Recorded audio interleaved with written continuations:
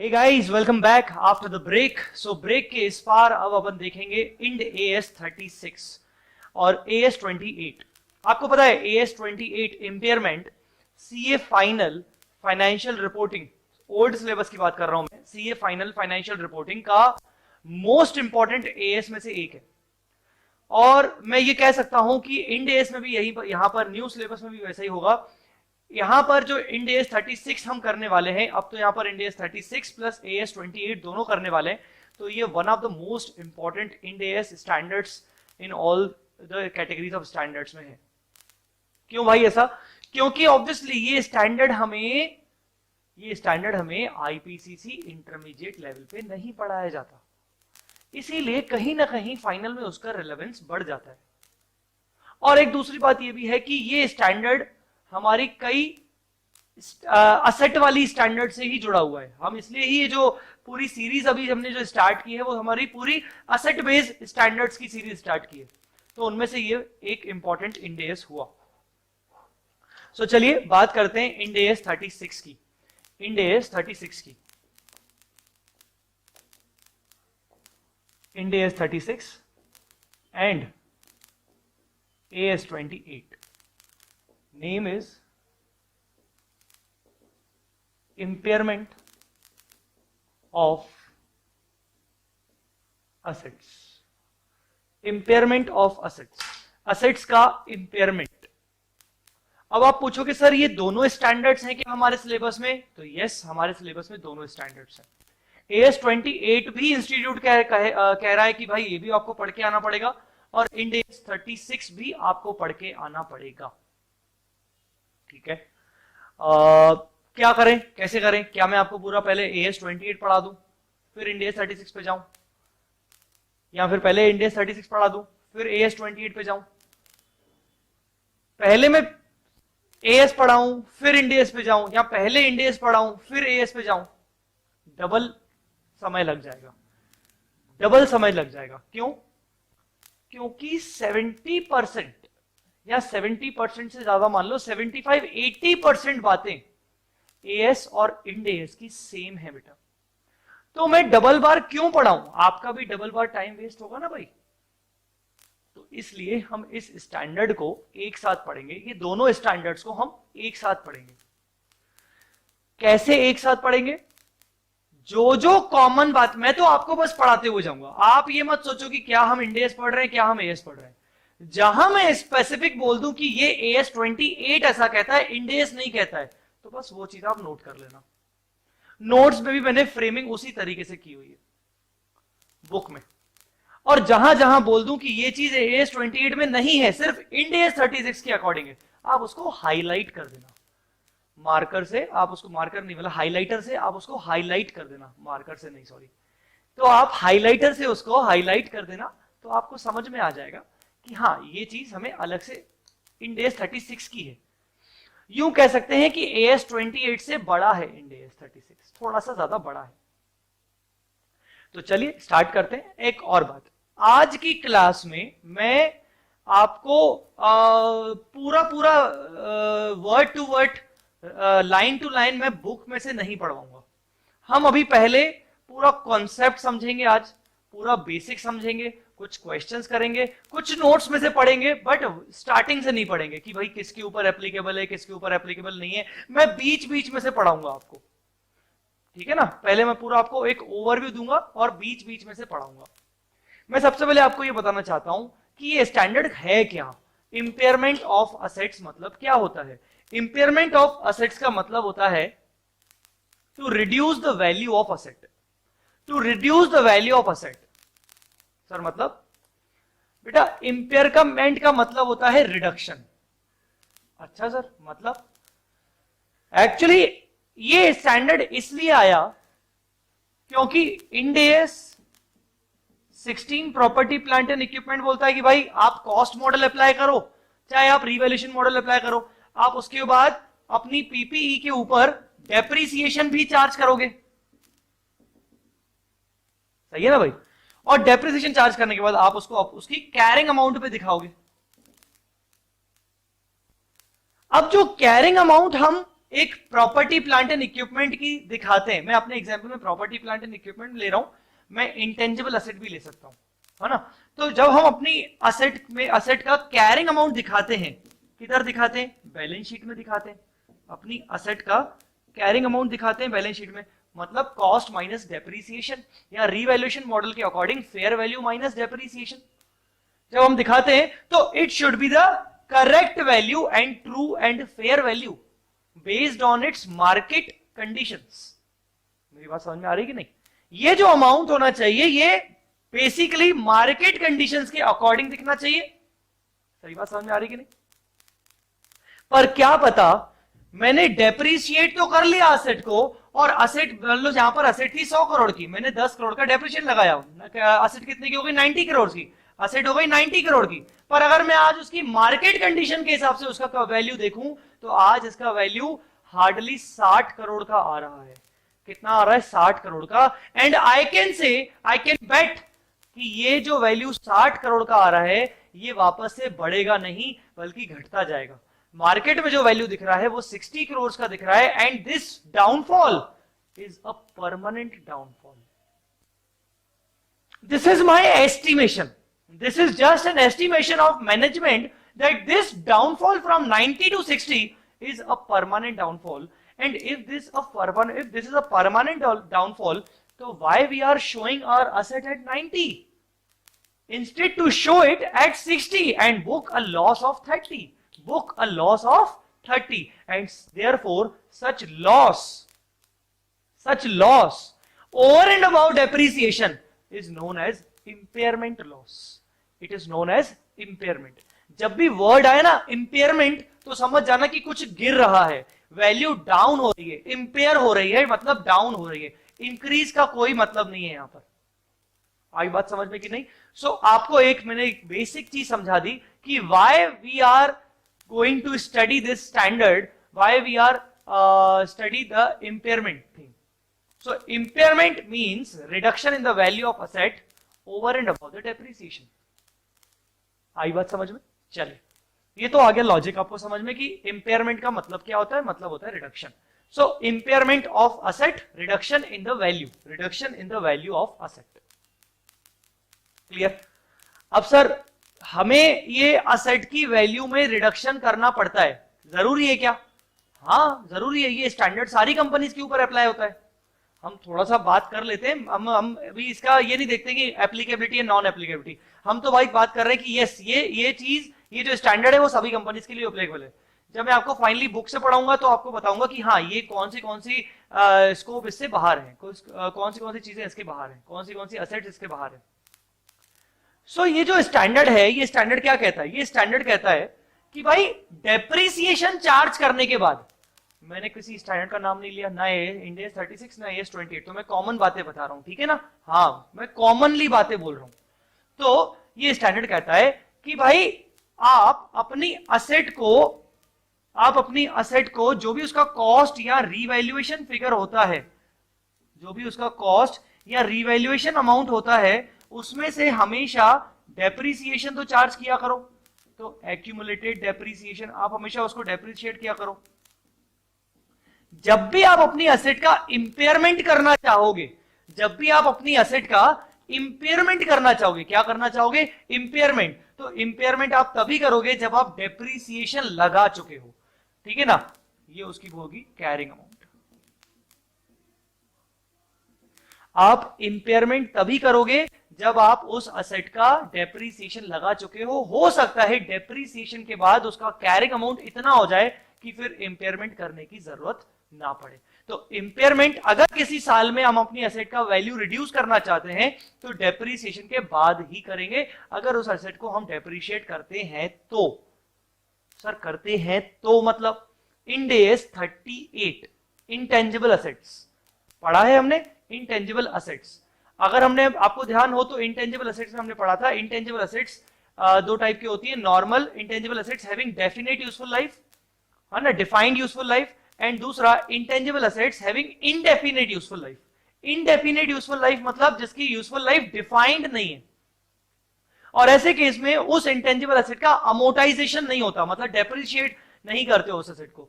पर उसके ऊपर हम इंपेयरमेंट जरूर करते हैं। उस वक्त मैंने इंड एस 38 में बताया था कि intangible asset having indefinite useful life are not subject to depreciation but subject to impairment if any। आई बात समझ में कि नहीं? तो यहां पर भी वही है कि अगर किसी पर्टिकुलर असेट के ऊपर डेप्रिसिएशन लगना जरूरी है या अमोर्टाइजेशन लगना जरूरी है तो वो लगने के बाद ही आप इंपेयरमेंट करोगे, आप इंपेयरमेंट किसी का करोगे, असेट का करोगे। बात समझ में आई कि नहीं? हम क्या करेंगे, कैरिंग अमाउंट निकल आएगा डेप्रिसिएशन लगाने के बाद, तो हम इंपेयरमेंट टेस्टिंग करेंगे। सर क्या बोले? Impairment testing. अच्छा सर ये क्या होती है इंपेयरमेंट टेस्टिंग? इंपेयरमेंट टेस्टिंग का मतलब होता है टू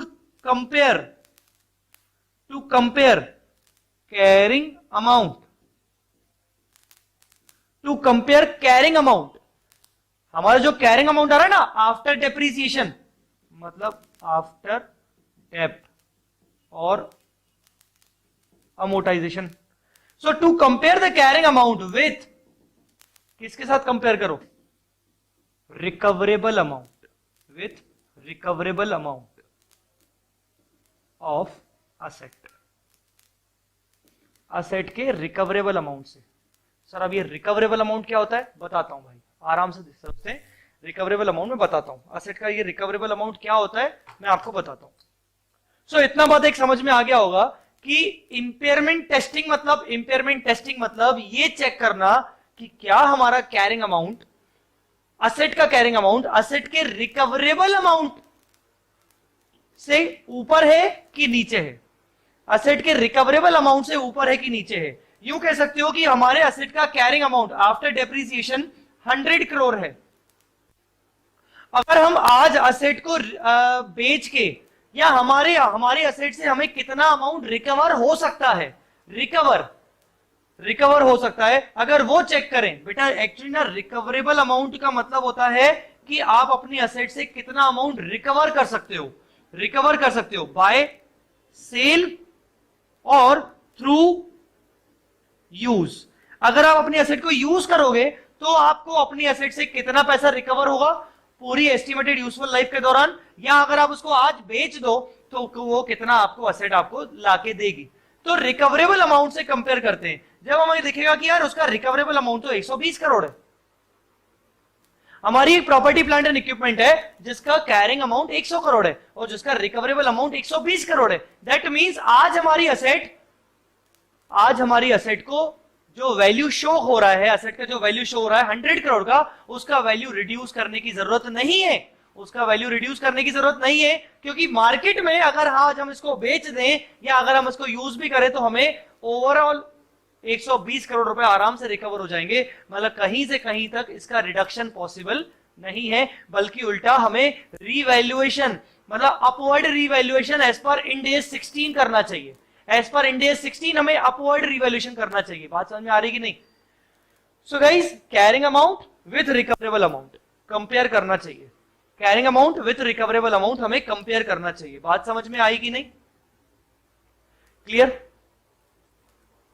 तो एक काम करते हैं, एक छोटा सा एग्जाम्पल लेते हैं। एग्जाम्पल नंबर 1,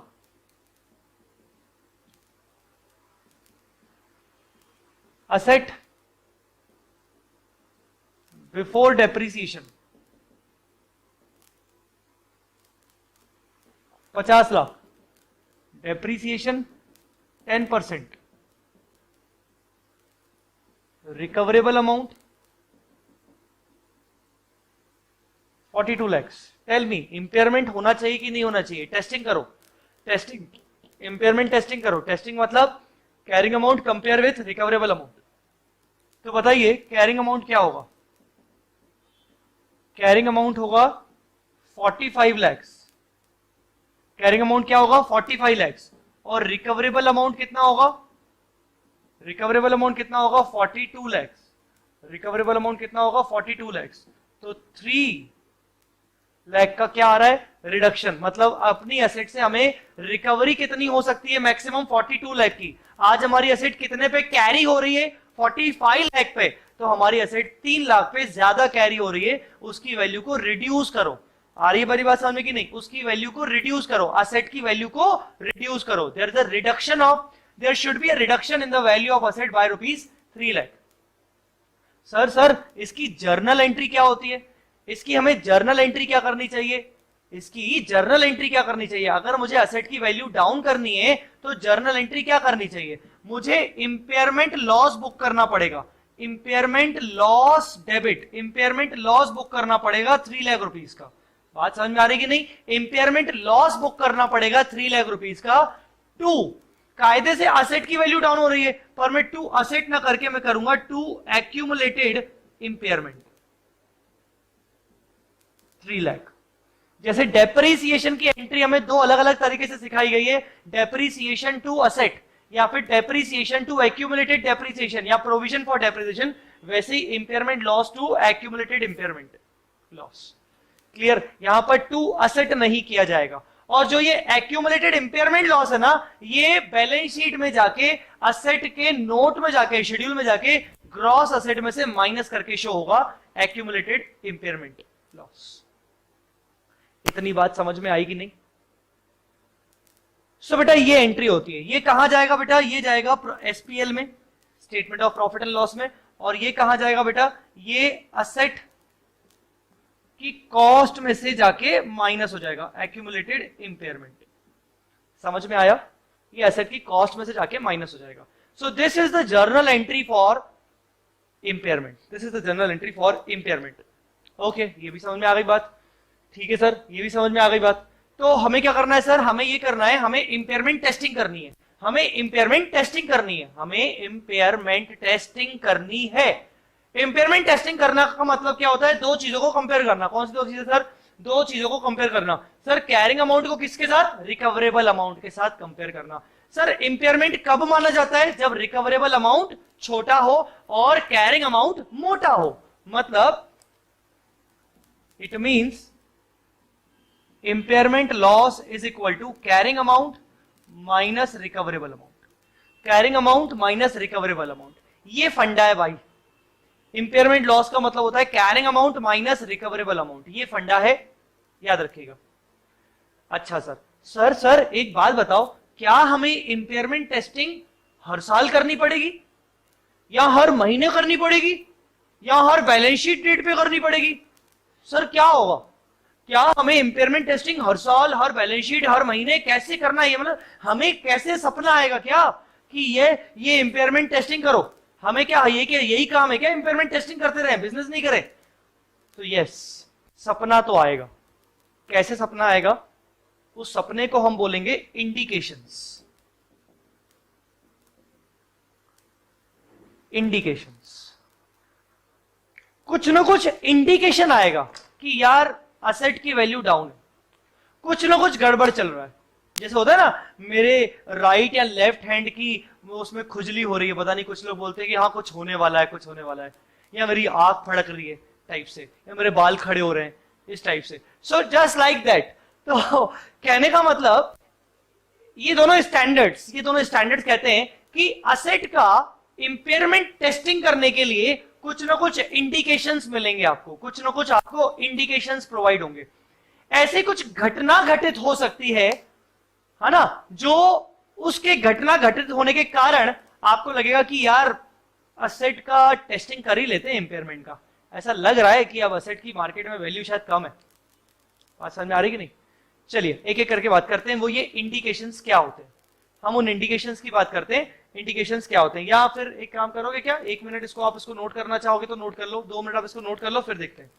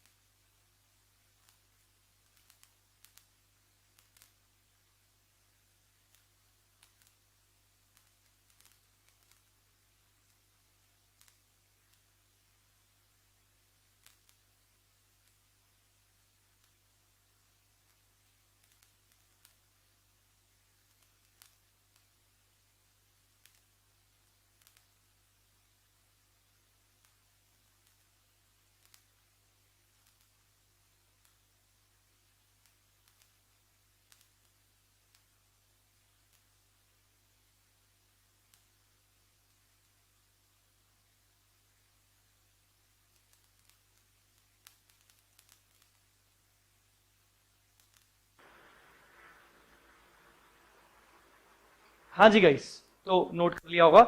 जो मैं बात इंपॉर्टेंटली आपके साथ करना चाह रहा था, वो क्या बात करना चाह रहा था कि देखो, इम्पेयरमेंट टेस्टिंग करनी है। अब इम्पेयरमेंट टेस्टिंग क्या हर साल करना जरूरी है, या फिर हर बार बैलेंस शीट बनाते वक्त जरूरी है करना, ये सब चीजें जरूरी है समझना। तो इसके लिए इंडेस कहता है कि आपको जब इंडिकेशंस मिलेंगे तो ही आप इम्पेयरमेंट टेस्टिंग करोगे, अदरवाइज इम्पेयरमेंट टेस्टिंग नहीं करोगे।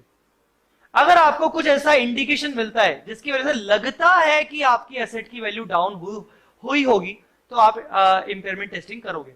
वो भी टेस्टिंग करोगे, चेक करोगे कि उसकी रिकवरेबल अमाउंट कितनी है, और कंपेयर करोगे कैरिंग अमाउंट के साथ।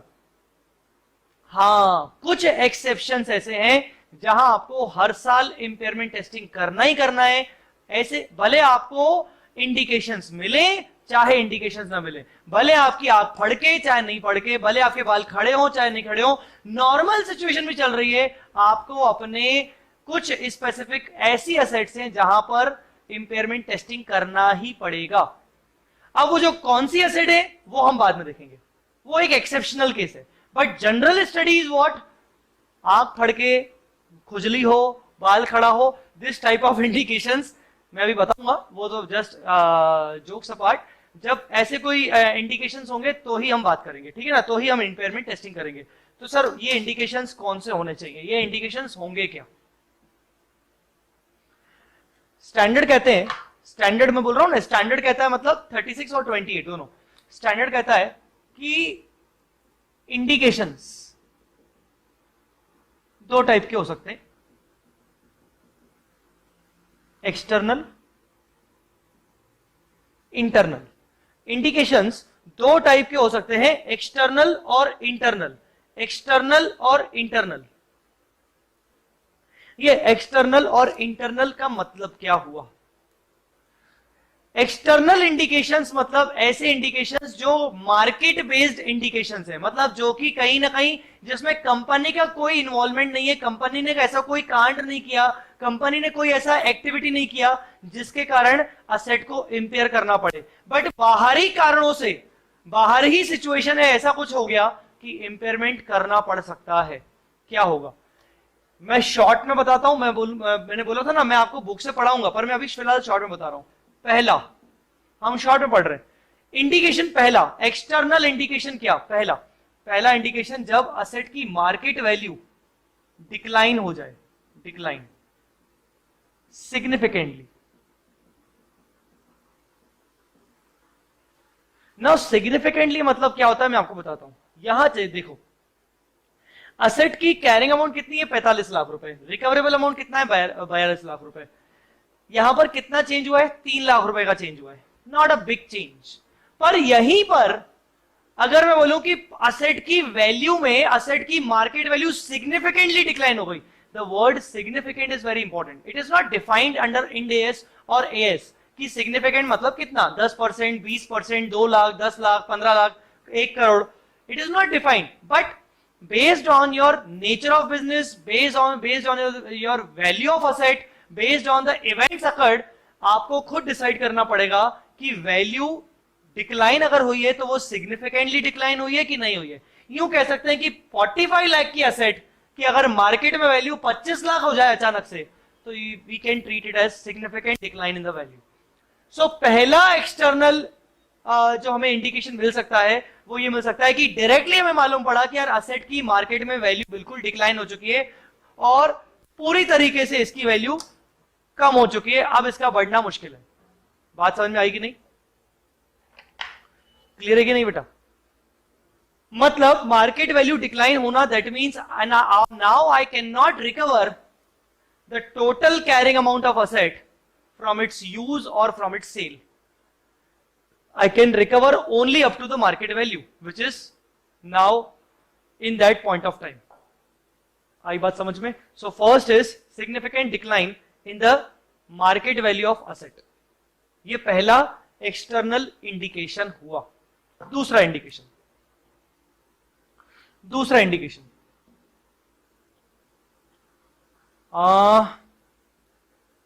Unfavourable effect due to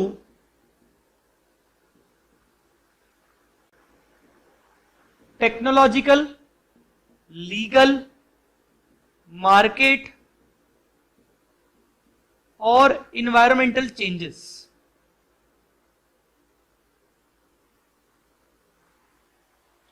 sir ये क्या है सर?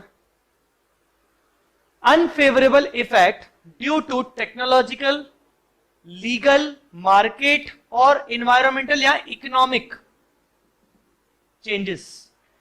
कुछ ऐसे चेंजेस हुए हैं मार्केट में, मार्केट चेंजेस हुए हैं, इकोनॉमिक कुछ चेंजेस हुए हैं, legal changes. Now legal changes what? Legal changes मतलब पॉलिसीज बदल गई हैं। some government policies now has been changed, and due to such policies my assets value has been declined significantly. How?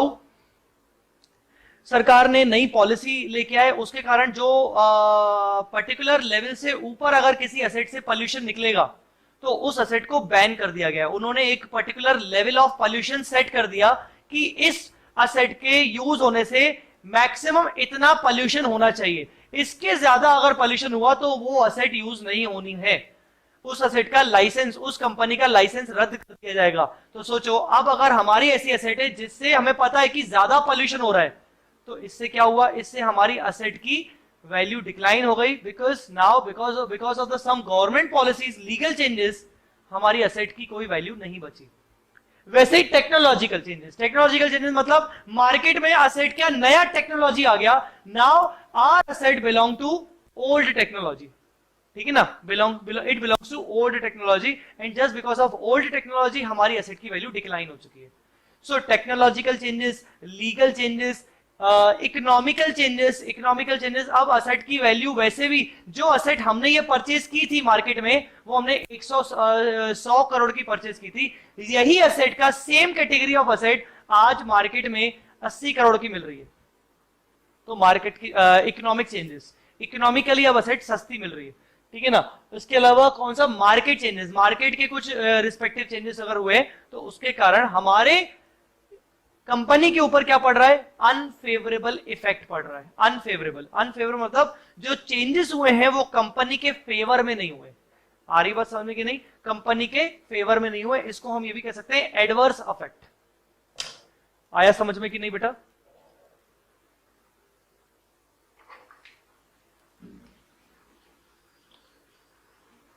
Okay, third one is market interest rate.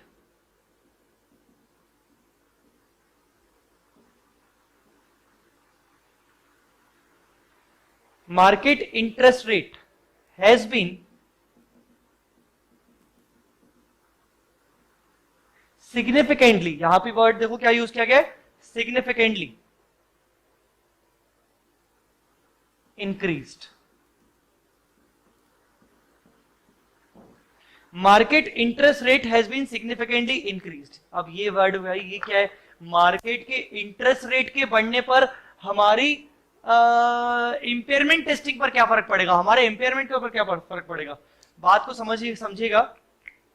आपको discounting rate पता है क्या होता है? डिस्काउंटिंग रेट हम कब use करते हैं? डिस्काउंटिंग रेट हम प्रेजेंट वैल्यूज निकालने में यूज करते हैं। क्या निकालने में यूज करते हैं? प्रेजेंट वैल्यूज निकालने में यूज करते हैं। सो डिस्काउंटिंग रेट मतलब IRR हम कब यूज करते हैं? जब हमें किसी अमाउंट फ्यूचर वैल्यूज की प्रेजेंट वैल्यू निकालनी पड़ती है। अब मार्केट का रेट ऑफ इंटरेस्ट बढ़ गया, मतलब टेक्निकली IRR या डिस्काउंटिंग रेट भी बढ़ जाएगा। अब डिस्काउंटिंग रेट बढ़ेगा तो डेफिनेटली असेट से मिलने वाले फ्यूचर के बेनिफिट्स का जब हम प्रेजेंट वैल्यू निकालेंगे तो जितना ज्यादा बड़ा रेट होगा the amount will be lower, amount present value will be the lower. जैसे ही आप रेट को बढ़ाते जाओगे 10% से 15% करोगे तो द प्रेजेंट वैल्यू एज पर 15% will be lower than present value as पर 10%। फिर से बोल रहा हूं, असेट से मिलने वाले फ्यूचर के बेनिफिट्स जो हम कैलकुलेट करते हैं इस स्टैंडर्ड के अकॉर्डिंग, उन बेनिफिट्स की बात चल रही है, उन बेनिफिट्स की वैल्यू नीचे हो जाएगी, कम हो जाएगी, क्योंकि मार्केट का रेट ऑफ इंटरेस्ट बढ़ गया है। मार्केट के रेट ऑफ इंटरेस्ट के बढ़ने के कारण क्या होगा? उनके बढ़ने के कारण डिस्काउंटिंग रेट बढ़ जाएगा। जब हम उन वैल्यूज की डिस्काउंटिंग करेंगे, आज की प्रेजेंट वैल्यू निकालेंगे तो टेक्निकली वैल्यूज कम आएंगी। जब हम कंपेयर करेंगे कैरिंग अमाउंट से तो वैल्यूज कम होंगी, इसलिए बोला गया है market rate of interest has been significantly increased. आई बात समझ में कि नहीं? ये तीन बातें आपको क्या क्या समझ में आ गई? डायरेक्ट बोला गया है कि असेट की मार्केट वैल्यू डिक्लाइन हो गई, market value of asset decline, यहां पर असेट की मार्केट वैल्यू डिक्लाइन हो गई। दूसरा, अनफेवरेबल इफेक्ट हुआ कंपनी के ऊपर due to technological changes, legal changes, market changes और economic changes. Market rate of interest significantly increase हो गया, इंक्रीज होने के कारण डिस्काउंट रेट इंक्रीज हो जाएगा, फ्यूचर का जो वैल्यू है उसका प्रेजेंट वैल्यू डिक्रीज हो जाएगा, अल्टीमेटली फेयर वैल्यू असेट का डिक्रीज हो जाएगा। And the last one net worth comparison. Net worth comparison, market value net worth is lower than book value net worth. Simple सा point. Market value net worth is lower than book value net worth. Sir ये क्या है? आप net worth तो अच्छे से समझते हो, net worth means capital employed, company का वर्थ, कंपनी की कैपिटल एम्प्लॉयड। अब मार्केट वैल्यू नेटवर्थ भी आप समझते हो, एफएम में आपने पढ़ा हुआ है, इवन आईपीसीसी लेवल पे पढ़ा हुआ है। Market value net worth means market value of equity plus market value of preference plus market value of debt instruments.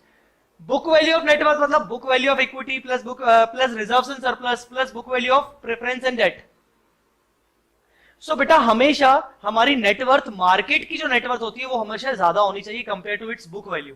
पर अब हमारी जो बुक्स ऑफ अकाउंट्स में जो नेटवर्थ हमारी दिख रही है, मान लो बुक्स ऑफ अकाउंट्स में हमारी नेटवर्थ दिख रही है 1000 करोड़, जबकि मार्केट में हमारी नेटवर्थ हो चुकी है 600 करोड़। मार्केट में हमारी नेटवर्थ हो चुकी है 600 करोड़, हमारे शेयर्स के प्राइसेस बहुत ज्यादा तरीके से गिर चुके हैं और सारी सिक्योरिटीज की वैल्यू डाउन हो रही है और जो जितने भी हमारे शेयर होल्डर्स हैं वो कंपनी से पैसा निकाल रहे हैं।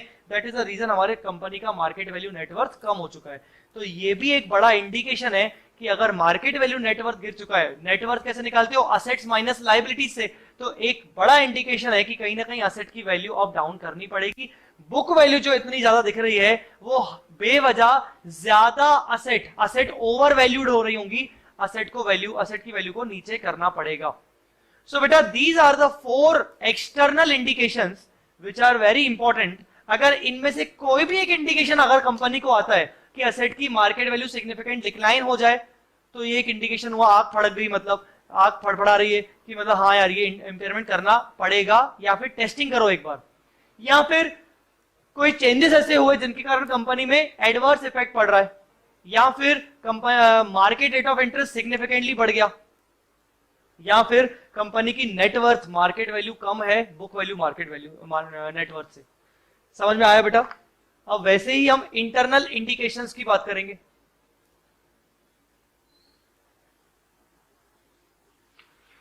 Now we'll talk about internal indications. ये जो इंडिकेशंस थे, ये इंडिकेशंस कौन से मैं बात कर रहा हूं? ये जो इंडिकेशंस थे चारों के चारों ये एक्सटर्नल इंडिकेशंस थे, मतलब इसमें कंपनी ने कोई एक्टिविटी नहीं की, कंपनी के अंदर कोई एक्टिविटी या इवेंट नहीं हुआ। बट अब हम इंटरनल इंडिकेशंस पढ़ने वाले 3। देयर आर 3 इंटरनल इंडिकेशंस और एक्सटर्नल इंडिकेशंस कितने थे? 4।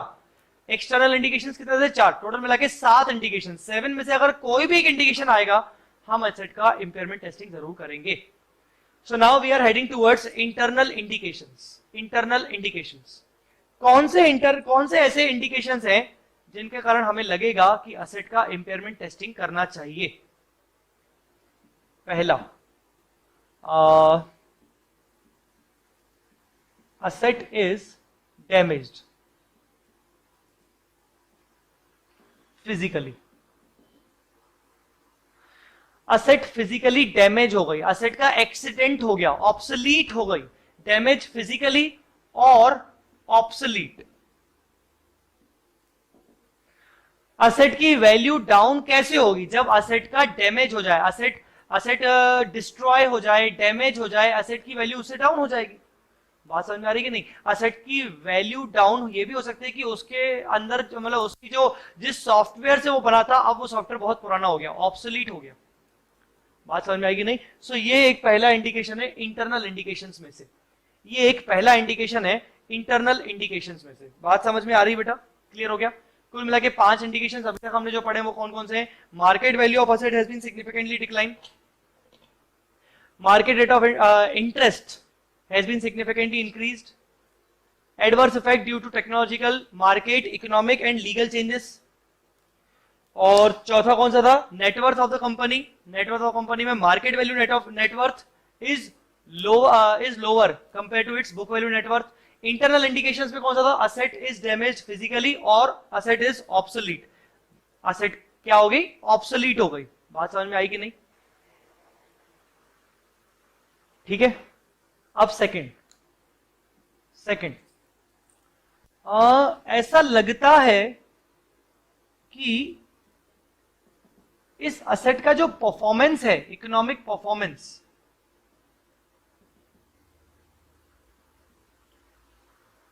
इज और विल बी वर्स.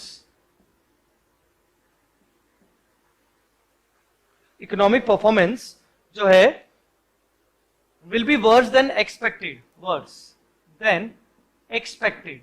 सर मतलब, अरे हमने सोचा था कि ये जो असेट है, हम जो असेट लाए हैं, मान लीजिए हमारी असेट मैन्युफैक्चरिंग असेट है, प्रोडक्शन में काम आती है. उसकी एक एफिशिएंसी जो कैपेसिटी थी वो 1 lakh per ton, 1 lakh ton per day production कर सकती है. ऐसा हमारा एक्सपेक्टेशन है. बट नाउ अकॉर्डिंगली हमें ऐसा लगता है कि जो परफॉर्मेंस है उसका, it is worse than expected. हमने जितना एक्सपेक्ट किया था 1 लाख टन पर डे, अब वो हमारा नहीं हो पाएगा प्रोडक्शन. हमें लगता है कि हमारा प्रोडक्शन सिर्फ 60,000 और 70,000 टन पर डे तक ही सीमित रह जाएगा. सो दैट मीन्स हमारा जो असेट का जो परफॉर्मेंस लेवल है that is worse, that is not up to the mark. ऐसा हमें एविडेंस मिल रहा है. ऐसा हमें क्या मिल रहा है? एविडेंस मिल रहा है. हमें ऐसा लगता है कि हमारा जो एक्सपेक्टेड परफॉर्मेंस हमने जो सोचा था उससे कम होगा. अब हमें ये एविडेंस कहां से मिलेगा? हो सकता है हमारी कोई इंटरनल रिपोर्टिंग से हमें मिला हो सकता है कि हमें स्टाफ से हमें ये मिला हो, इन्वेस्टिगेशन करने से मिला हो, वगैरह वगैरह. और तीसरा क्या है? तीसरा ये कि adverse effects on company due to, यहां भी एडवर्स इफेक्ट था, यहां पर भी due to restructuring plans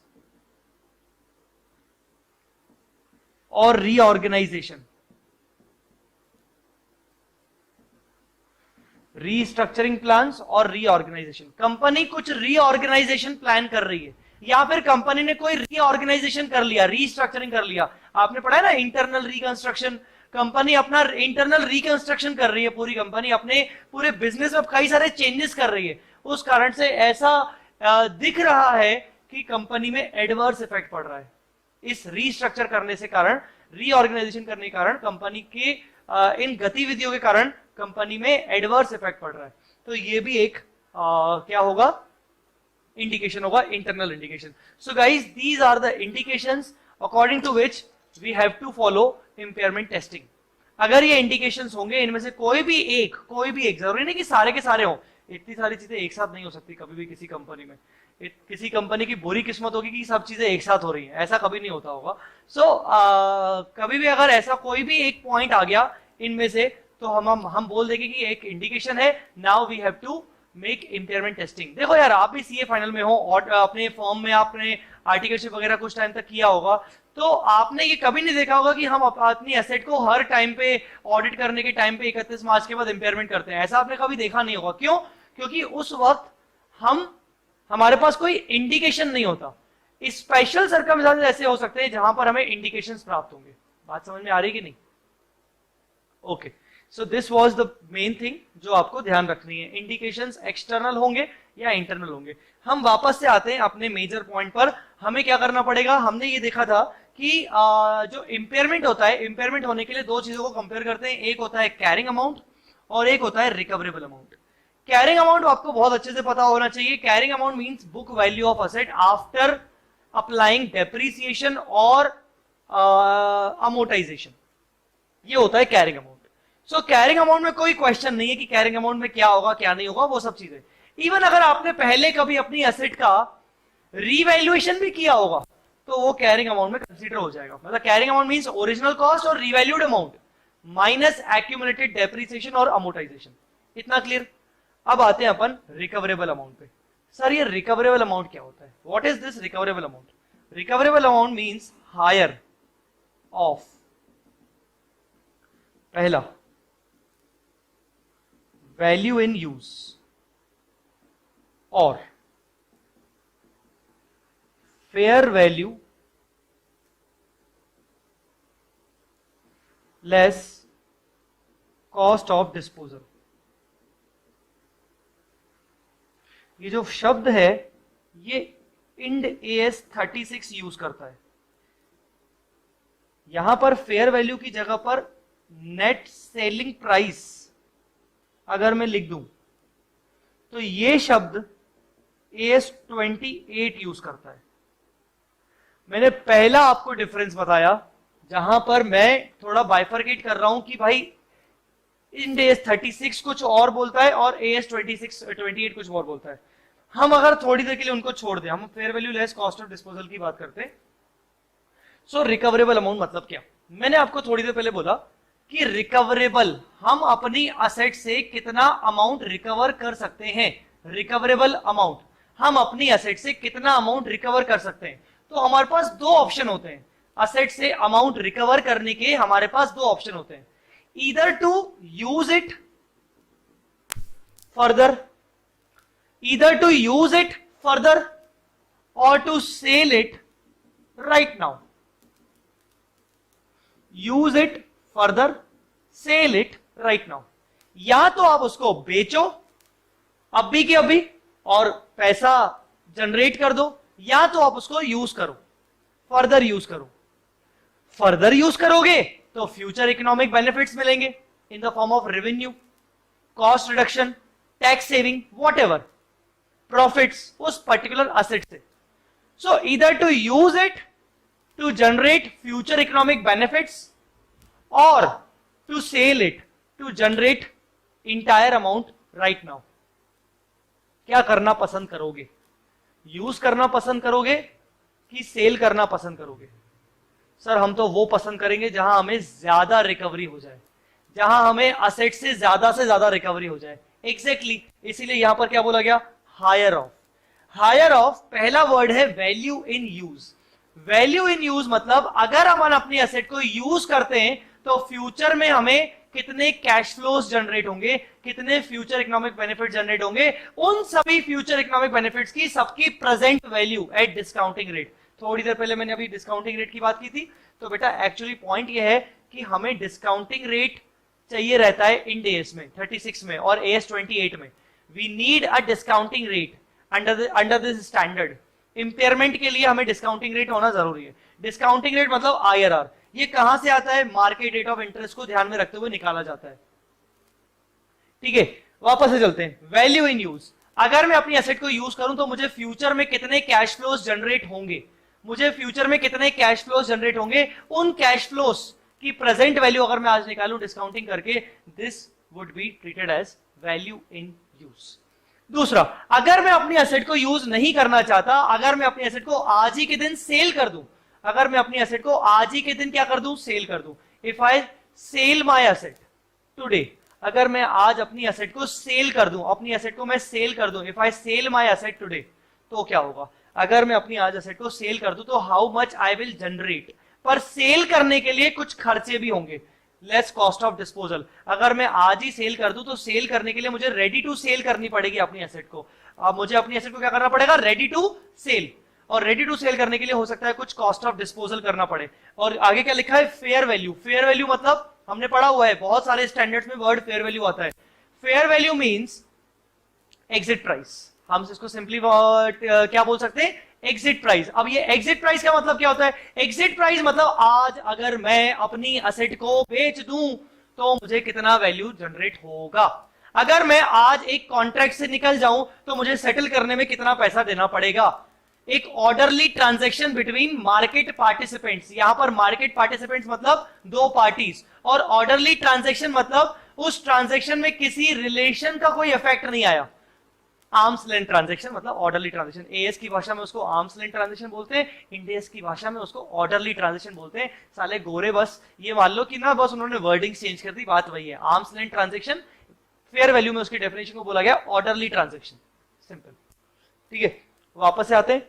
recoverable amount higher of value in use और fair value less cost of disposal. Value in use ज्यादा है, फेयर वैल्यू कम है, तो आप बोलोगे हाँ यार मैं तो यूज करूंगा असेट को, तो whichever is higher will be recoverable amount.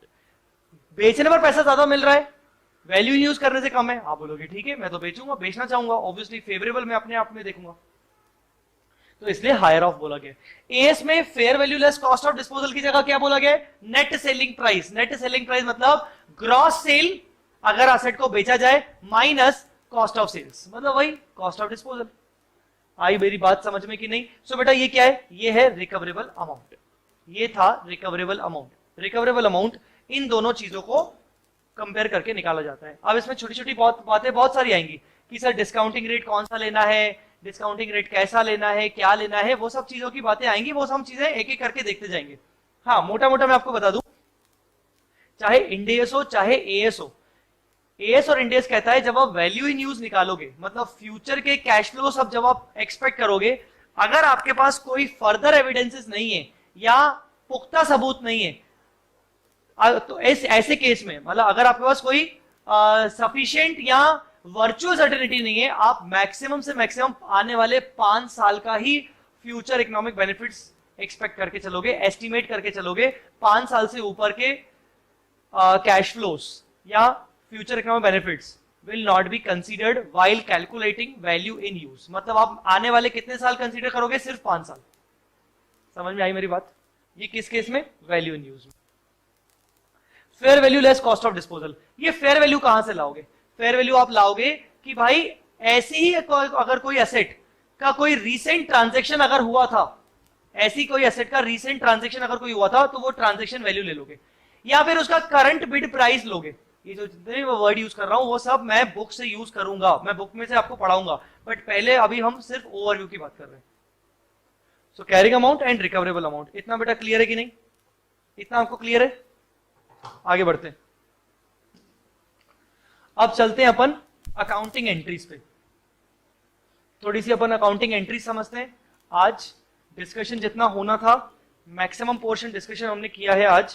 Maximum portion मतलब जो भी लॉजिकल पोर्शन होना चाहिए डिस्कशन का बिना बुक के, वो हमने किया है। अब बुक की जरूरत पड़ेगी, बुक से पढ़ना पड़ेगा, तो उसके लिए अपने को क्या करना पड़ेगा? पहले अपन आज कुछ इंपॉर्टेंट अकाउंटिंग ट्रीटमेंट देखेंगे, एंट्रीज वगैरह देखेंगे और कुछ एग्जांपल्स करके देखेंगे, फिर अपन अगली क्लास में उसको बुक से अच्छे से डील करेंगे।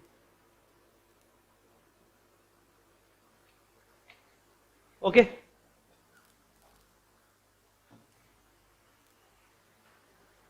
सो guys, let's come to the next thing, that is accounting treatment of impairment. जब हमें इंपेयरमेंट करना पड़ता है, तो मैंने आपको एंट्री बताई थी, impairment, loss, account debit. 2,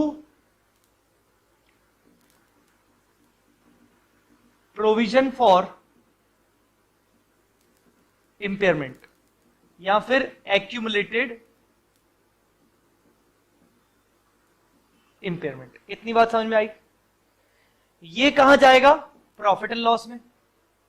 इसको कहां ले जाओगे? प्रॉफिट एंड लॉस में। तो एंट्री क्या होगी? Profit and loss account debit to impairment loss. अब ये बहुत इंपॉर्टेंट इस पे क्वेश्चन है। इंडेस 16 याद है सबको? इंडेस 16 प्रॉपर्टी प्लांट एंड इक्विपमेंट, या फिर इंडेस 38 intangible assets. Property plant and equipment वाले जो इंडेस था, अगर आपको अच्छे से याद हो तो हमने देखा था कि उस असेट के ऊपर 2 मॉडल्स अप्लाई होते हैं रिकॉग्निशन, सब्सिक्वेंट रिकॉग्निशन के टाइम पे, कॉस्ट मॉडल और रीवैल्यूएशन मॉडल। वैसा ही सेम इंटेंजिबल असेट 38 इंडेस 38 में भी था, कॉस्ट मॉडल और रिवैल्यूएशन मॉडल। पर इंडेस 41 जब हमने पढ़ा था इन्वेस्टमेंट प्रॉपर्टी, तो उसमें सिर्फ कॉस्ट मॉडल ही चलता था, फेयर वैल्यू सिर्फ डिस्क्लोजर पर्पस के लिए हमें देनी पड़ती थी, याद है?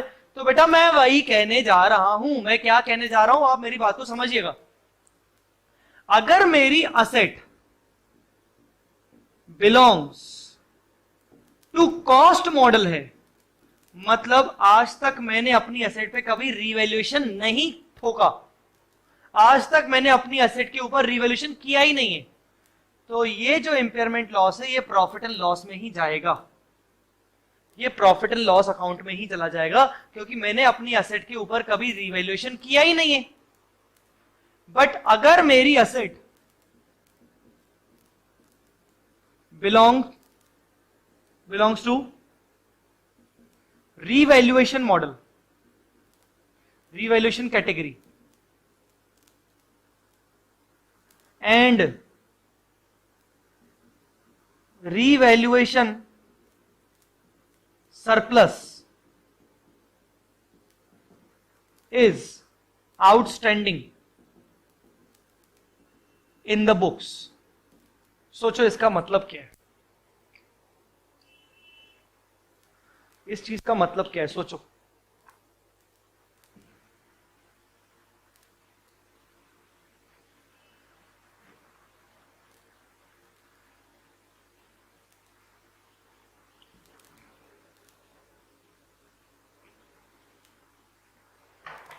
इसका मतलब यह है कि आपने मान लीजिए 2001-2002 में असेट को परचेज किया,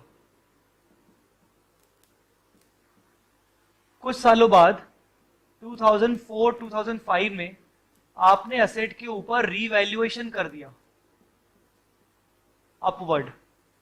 इससे क्या आया, इससे आपके पास रीवैल्यूएशन सरप्लस आ गया। आपको रिवैल्यूएशन सरप्लस का ट्रीटमेंट पता होगा, हमने देखा था कि रिवैल्यूएशन सरप्लस को ओसीआई में लेके जाते हैं और हर साल अब जब हम फर्दर डेप्रिशिएट करेंगे एसेट को तो entire depreciation will be charge to profit and loss account, but amount equal to the excess depreciation shall be moved from revaluation surplus to free reserves. हर साल रिवैल्यूएशन सरप्लस से free reserve में amount जाता रहता है only to the extent of excess depreciation. ठीक है, तो ये हर साल रिवैल्यूएशन सरप्लस थोड़ा थोड़ा करके कम होता रहा होगा, क्योंकि इसका अमाउंट निकल के कहां जाता होगा, जनरल रिजर्व में। अगर आप असेट पूरी बेच देते हो तो ये रिवैल्यूएशन सरप्लस डायरेक्ट पूरा अमाउंट जनरल रिजर्व में डाल देंगे, ऐसा भी हमने पढ़ा था। 2004-5 में आपने अपनी एसेट को अपवर्ड रिवैल्यूएशन किया था, मतलब आपको लग रहा था कि हमारी एसेट का वैल्यू मार्केट में ज्यादा है। अब क्या हो गया भाई, क्या दुनिया बदल गई, क्या सिचुएशन बदल गई? हाँ, कुछ इंडिकेशंस आ रहे हैं, external indications, internal indications, net worth, market value significantly declined, market rate of interest increased, technological changes, legal changes, restructuring, adverse effect, economic performance is worst, asset का physical damage, ये सब indication मिल रहे हैं। इनमें से कोई एक इंडिकेशन मिल रहा है जिसके कारण लगता है मुझे कि मुझे इंपेयरमेंट टेस्टिंग करनी चाहिए, मतलब अब मेरी एसेट की वैल्यू डाउन करनी पड़ेगी। तो यहां पर अब थिंकिंग आती है कि यार कर क्या रहे हो, पहले एसेट की वैल्यू बढ़ा रहे हो, फिर एसेट की वैल्यू कम कर रहे हो। तो यहां पर इंडेस बोलता है कि अगर तुमने इंपेयरमेंट के टाइम पर, अगर तुम्हारे पास इंपेयरमेंट के टाइम पर कुछ आउटस्टैंडिंग रिवैल्यूएशन सरप्लस पड़ा है उसी एसेट का जिसका तुम इंपेयरमेंट कर रहे हो, उसी कैटेगरी ऑफ एसेट का जिसका तुम इंपेयरमेंट कर रहे हो, तो ऐसे केस में तुम जो रिवैल्यूएशन लॉस बुक करोगे वो प्रॉफिट एंड लॉस में बुक नहीं करोगे तुम्हारे पास, क्योंकि रिवैल्यूएशन सरप्लस बढ़ा है। तो तुम ये कहोगे कि पहले जो मैंने वैल्यू बढ़ाई थी वो बेवजह ज्यादा बढ़ा दी, अब मैं उसी को गिरा रहा हूं, इसीलिए मैं रिवैल्यूएशन सरप्लस से एडजस्ट करूंगा। आई बात समझ में कि नहीं? सो सिंपल रूल ये है कि impairment loss shall first be written off against revaluation surplus if any, and then the remaining amount is transfer to profit and loss account. For example, impairment loss हमारे पास 50 लाख रुपए का है, already हमारे पास रिवैल्यूएशन सरप्लस 30 लाख रुपीस का है, तो मैं क्या करूं? मैं इंपेयरमेंट लॉस को रिवैल्यूएशन सरप्लस से राइट ऑफ कर सकता हूं, यस कर सकता हूं। शर्त यह है कि इंपेयरमेंट लॉस जिस एसेट के ऊपर मैं इंपेयरमेंट कर रहा हूं, रिवैल्यूएशन सरप्लस भी उसी एसेट का होना चाहिए। तो मैं 50 लाख में से 30 लाख को रिवैल्यूएशन सरप्लस से हटा दूंगा, बाकी 20 में कहां ले जाऊंगा? P&L में। एंट्री क्या करेंगे? Impairment loss to provision for impairment 50, फिर revaluation surplus 30, P&L 20 to impairment loss. अच्छा, इंपेयरमेंट लॉस को मैं कभी कभार IL लिखूंगा या बुक में लिखा होगा तो समझ जाइएगा वो इंपेयरमेंट लॉस की बात चल रही है। समझ में आया बेटा? सो कॉस्ट मॉडल के केस में तो हो ही नहीं सकता कभी भी कोई वो OCI या रिवोल्यूशन सरप्लस में जाए, और अगर वो रिवोल्यूशन मॉडल वाली होगी और उसके ऊपर अगर कोई रिवोल्यूशन सरप्लस रखा होगा तो वो OCI मतलब रिवोल्यूशन सरप्लस से राइट ऑफ हो सकती है। इतनी बात समझ में आएगी बेटा? ये बात आपको क्लियरली समझ में आ गई कि नहीं? अच्छा सर, सर एक और बात बता दो ना सर, इंपेयरमेंट करने के बाद अब असेट के ऊपर डेप्रीसिएशन कैसे चार्ज करेंगे? Sir for example, original cost थी असेट की 100, that was original cost, original cost asset की 100 थी, माइनस एक्यूमुलेटेड डेप्रीसिएशन, आज तक हमने असेट के ऊपर 25 का डेप्रीसिएशन लगाया था, मतलब कितनी बची? 75 कैरिंग अमाउंट। उसका रिकवरेबल अमाउंट था मान लो 55, रिकवरेबल अमाउंट कितना था? 55। तो आपने 20 का क्या किया होगा? इंपेयरमेंट चार्ज किया होगा। तो अब बताओ रिवाइज्ड कैरिंग अमाउंट कितना आ गया असेट का आफ्टर इंपेयरमेंट? ये आ गया 55, ये आ गया 55, आ गया 55 लाख से 55 करोड़ जो भी मैंने बोला था। तो अब रिवाइज कैरिंग अमाउंट आ गया 55। सर डेप्रीसिएशन किस पे लगेगा? Depreciation after impairment, depreciation will be charged on revised carrying amount over the remaining useful life on systematic basis. हमने पढ़ा हुआ है systematic basis remaining useful life में।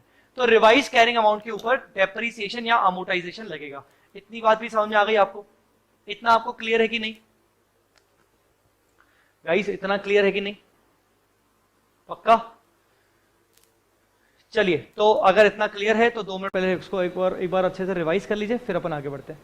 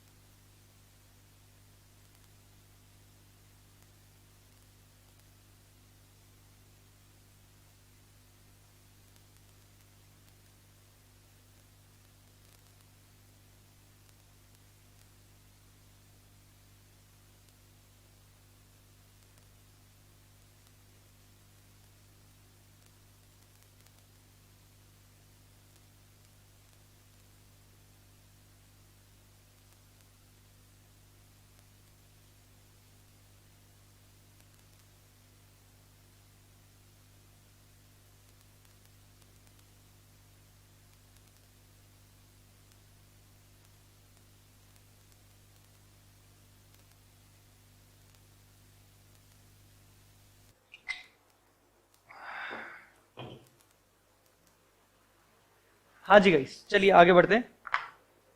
आगे क्या बढ़ना, मतलब अभी तक आपको एक समझ में आ गई होगी चीज, हम क्या बात कर रहे हैं, इम्पेयरमेंट की बात कर रहे हैं। इम्पेयरमेंट में हमने इंडेस 36, इंडेस 20, एएस 28 देखा हुआ है।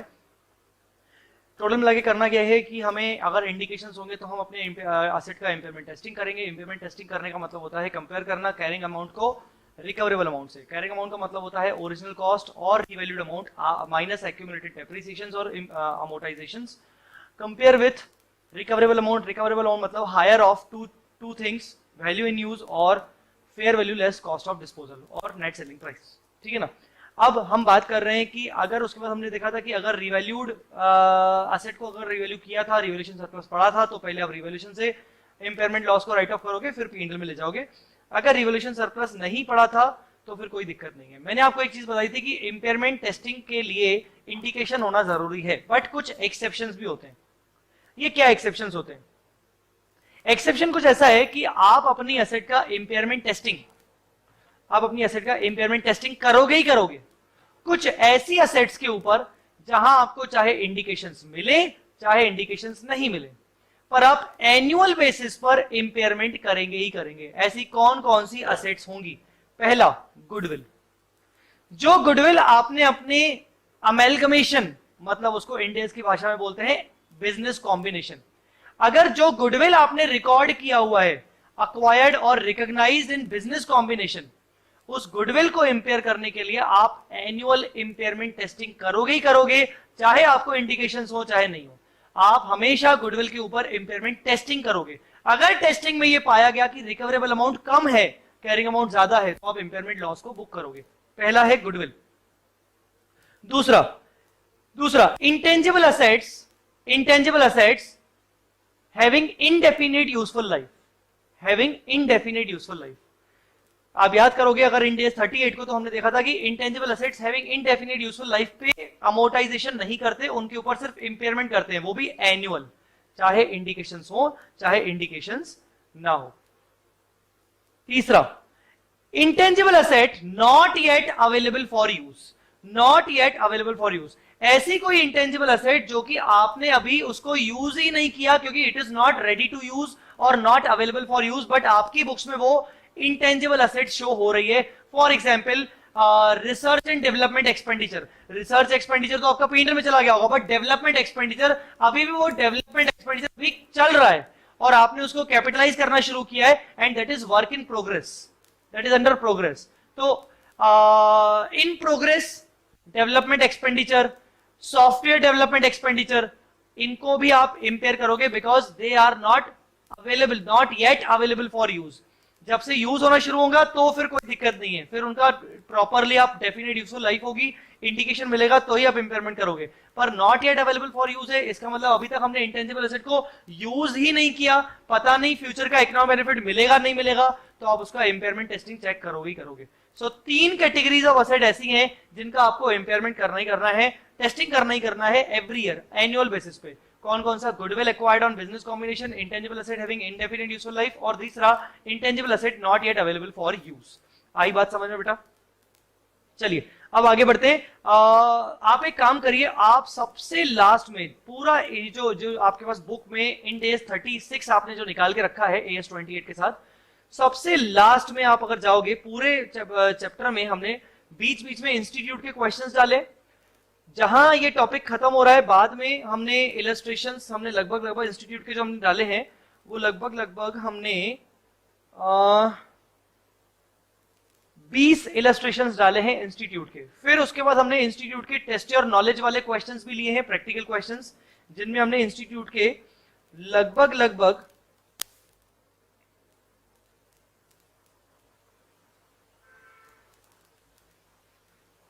8 9 10 क्वेश्चन, 11 क्वेश्चन हमने टेस्ट और नॉलेज के क्वेश्चंस लिए। उसके बाद क्वेश्चन फ्रॉम एएस 28 करके आ रहा होगा, क्वेश्चंस फ्रॉम एएस 28। एएस 28 के भी हमने कुछ क्वेश्चंस लिए हैं, तो हम एएस 28 के कुछ क्वेश्चंस को अभी डिस्कस करेंगे, एक बार करके देखेंगे कि कैसे होता है, किस तरीके से करना पड़ता है। ठीक है, सो बेटा आइए मिलके करते हैं, समझते हैं कि क्या होगा।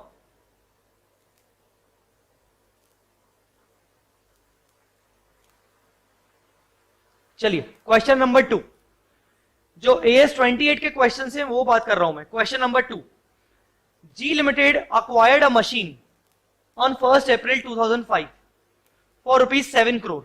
जी लिमिटेड ने 7 करोड़ में मशीन एक्वायर की थी। That had an estimated useful life of 7 years. The machine is depreciated on a straight line basis and does not carry any residual value. अगर आप ध्यान से देखें तो असेट की कॉस्ट कितनी है? 7 करोड़। यूजफुल लाइफ कितनी है? 7 इयर्स। रेसिडुअल वैल्यू कितना है? नील। तो डेप्रीसिएशन हर साल कितना आया होगा? 1 करोड़। ये असेट हमेशा कितने कब परचेज किया गया था? 1 अप्रैल 2005 में। आगे लिखा है on 1 April 2009 the carrying value of machine was reassessed at 5.10। अच्छा जी, अब इसको और अच्छे से करके देखते हैं।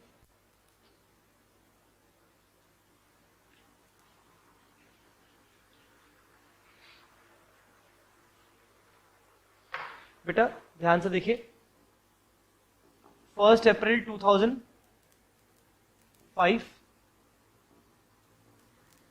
Cost of asset 7 crore, annual depth 1 crore, annual depth 1 crore. ठीक है, अब आफ्टर 4 इयर्स 1 अप्रैल 2009, 1 अप्रैल 2009 कायदे से यहां पर कैरिंग अमाउंट कितना होना चाहिए? 5, 6, 6, 7, 7, 8, 8, 9, 4 साल बाद इसका कैरिंग अमाउंट होना चाहिए 3 करोड़। इसको हमने किस पे असेस किया? रीवैल्यू किया, रीवैल्यूड एट 5.10 करोड़। तो बेटा रीवैल्यूएशन सरप्लस जनरेट हुआ 2.1 करोड़। रीवैल्यूएशन सरप्लस जनरेट हुआ 2.1 करोड़। ठीक है, अब असेट की रिवाइज्ड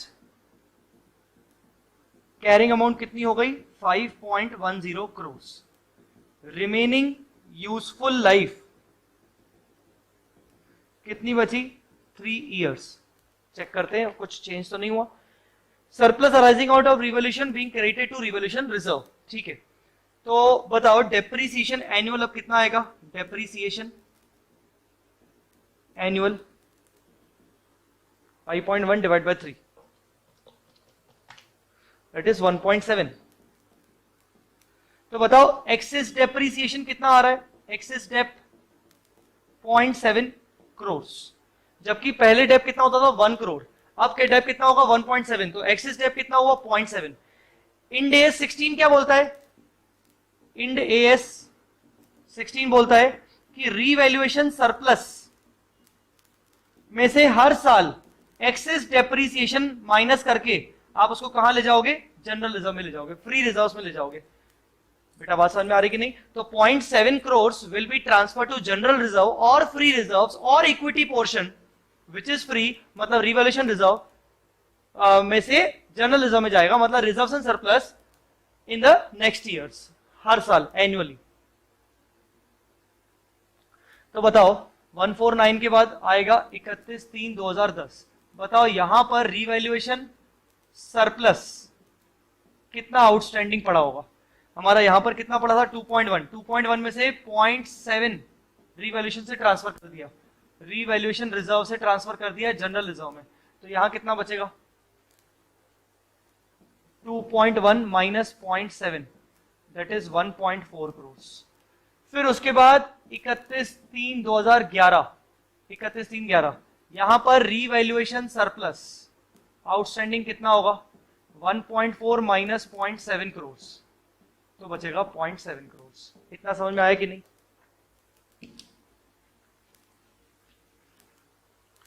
आगे क्या बोल रहा है? On 31 March year ending, for the year ended March 2001, conditions indicating impairment, conditions indicating an impairment of the machine existed and the amount recoverable ascertained to be only 79 lakhs. Oh my god, यहां पर recoverable amount recoverable amount is 0.79 crores। यहां पे carrying amount निकाल लेते हैं। Carrying amount का मतलब क्या होगा? यहां पर कैरिंग अमाउंट 7 crores, 4 साल बाद कैरिंग अमाउंट 3 crores, पर उसको रिवैल्यू कर लिया तो कितना कैरिंग अमाउंट हो गया? Revise carrying amount 5.10। हर साल डेप्रिसिएशन कितना लगेगा? 1.7। कितने साल हो गए? 1 2। तो कैरिंग अमाउंट कितना होगा? 5.10 crores minus 1.7 minus 1.7।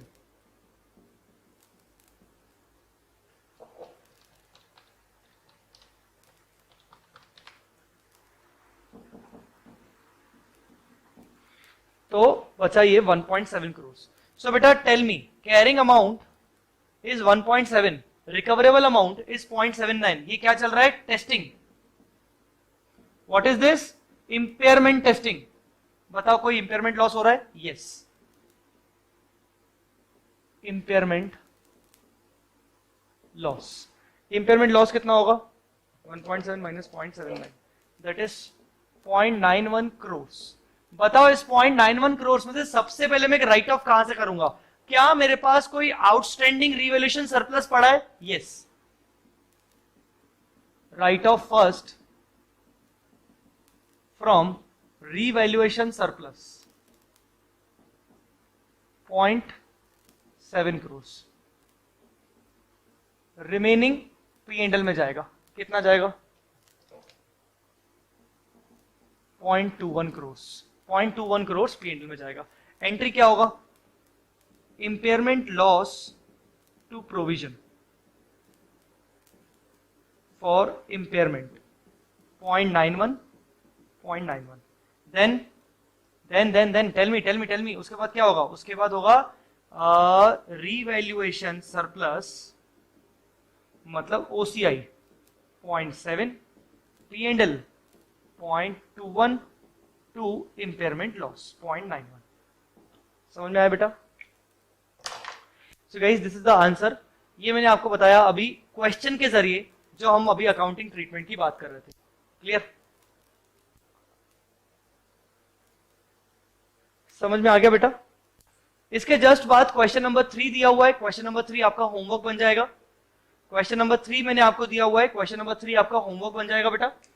Question number 3 पे आपको काम करना पड़ेगा। क्वेश्चन नंबर 3 आपका होमवर्क है इसी क्वेश्चन में, AS 28। अच्छा एक सेकंड, ये जो मैंने आपको पूरा करवाया ये था, मतलब ऊपर मैंने हेडिंग डाली है AS 28, बट टेक्निकली मैं आपको बोलूं तो ये क्वेश्चन टोटली इंडेस 36 पे भी सेम अप्लाई होगा, सेम टू सेम इसी तरीके से अप्लाई होगा। सो क्वेश्चन नंबर 3 भी आपको करना है, याद रखिएगा क्वेश्चन नंबर 3 भी आपको करना है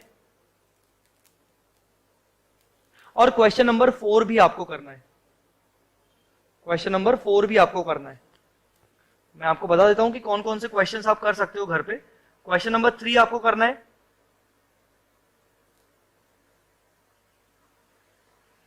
क्वेश्चन नंबर 4 भी आपको करना है,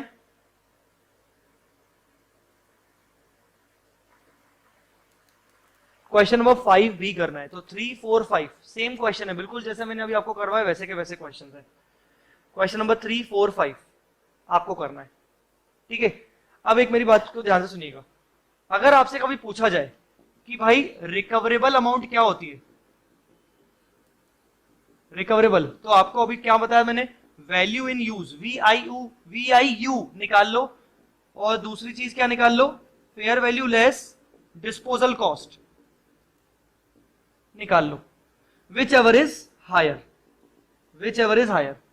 अब फेयर वैल्यू लेस कॉस्ट, अगर मैं क्वेश्चन पर्पज से बात करूं, अपने सिलेबस वाइज बात करूं, तो fair value less cost of disposal आपको क्वेश्चन में दी रखी होगी, बट हो सकता है वैल्यू इन यूज आपको निकालनी पड़े। वैल्यू इन यूज का मतलब क्या था? अगर आज मैं अपनी एसेट को यूज करता हूं तो फ्यूचर में मुझे कितने इकोनॉमिक बेनिफिट्स होंगे, फ्यूचर में मुझे कितने कैश फ्लोज होंगे, वो मुझे कैश फ्लोज को उसका प्रेजेंट वैल्यू निकालना है। और हमने ये देखा कि कैश फ्लोज फ्यूचर के हम मैक्सिमम कितने लेंगे? 5 साल के, अगर हमारे पास कोई सफिशिएंट रीजनेबल सर्टेनिटी नहीं है कि 5वें साल के बाद हमारा क्या होगा। तो वैल्यू इन यूज निकालने के लिए क्या होगा? फ्यूचर के कैश फ्लोज को आपको डिस्काउंटिंग लेना है, फ्यूचर के कैश फ्लोज की आपको क्या करना है? डिस्काउंटिंग करना है। बात समझ में आई कि नहीं? तो आपका निकल जाएगा वैल्यू इन यूज। क्लियर हुआ बेटा? आपका निकल जाएगा वैल्यू इन यूज। चलिए आइए अपन एक क्वेश्चन करते हैं, question number 6। Question number 6, question number 6, Mohan Limited gives the following estimates of cash flows relating to the fixed assets on 31st March 2000. The discounting rate is 15%, मतलब IRR is 15%. Cash flows है rupees in lakhs. हम खड़े हैं year 2000 में, 2001, 2, 3, 4, 5 और 5वें साल में असेट बेच देंगे तो उस वक्त जो भी रेसिडुअल वैल्यू आएगा कितना, 2000, 3000, 3000, 4000, 2000 एंड 5000। क्लियर? तो ये सारे फ्यूचर के कैश इनफ्लोज हैं। Fixed assets was purchased on 1st January 1998 for rupees 20,000 lakhs. Useful life was 8 years. Residual value was estimated at 500 at the end of 8th year. Net selling price is 10,000 lakhs. Calculate on calendar year. क्या calculate करना है? हम calculate करना सीखते हैं।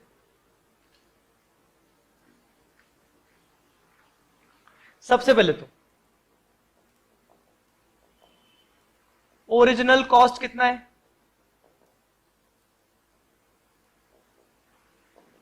20,000। Depreciation कितना लगेगा?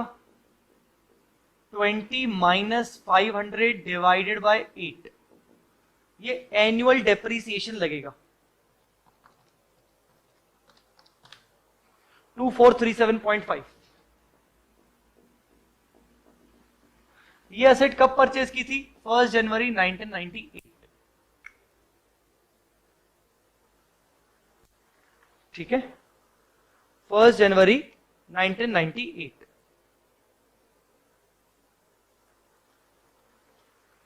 Clear है बेटा? ओके। अब 1st January 1998 में ये परचेज की थी तो 98 पूरा, 99 पूरा और 2000 पूरा, 3 साल तक का डेप्रिसिएशन लगेगा। सो 2437.5 इंटू 3 इयर्स का एक्यूमुलेटेड डेप कितना होगा? 7312, 7312.5। तो बताओ कैरिंग अमाउंट 1st January 2001 या फिर 31st December 2000 को क्या होगा? 20,000 माइनस 7312.5, 12687.5, 12687.5। अब हम निकालेंगे रिकवरेबल अमाउंट। रिकवरेबल अमाउंट में नेट सेलिंग प्राइस AS28 के अकॉर्डिंग 10,000 लैक्स दी हुई है। हम निकालेंगे value in use. Value in use का मतलब क्या होता है? जितने भी हमारे फ्यूचर के कैश इनफ्लोज हैं including residual value, including terminal cash flows. Terminal cash flows मतलब फ्यूचर के कैश फ्लोज इंक्लूडिंग टर्मिनल। जब असेट बिक जाएगी तो कितना मिलेगा वो दिया हुआ है, कितना? 2000, 3000, 3000।